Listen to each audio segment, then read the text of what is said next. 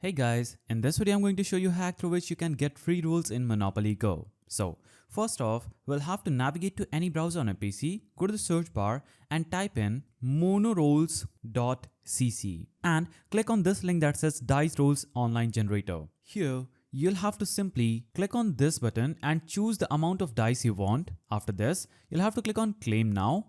It is going to open up this page. Here, you'll have to enter your user ID and choose your platform. Now click on continue. So you'll have to just wait until it finishes this process. Now, as you can see, we are on this page where you'll have to just verify that we are not a robot. So click on verify now button and it is going to take you to this page. Here, you'll have to just click on this app and click on continue. After this, you'll be promoted to your Play Store where you can download this app. So simply download the app that is shown here and you can go back and download the other app that will be shown on this page. And after completing the verification of these two applications, you'll have to open them and play a little bit. Then you can simply go back and you will get your free dice rolls in Monopoly Go by doing this. So that's the way to get free dice rolls in Monopoly Go. If you found this video helpful, please don't forget to give it a thumbs up and thanks for watching.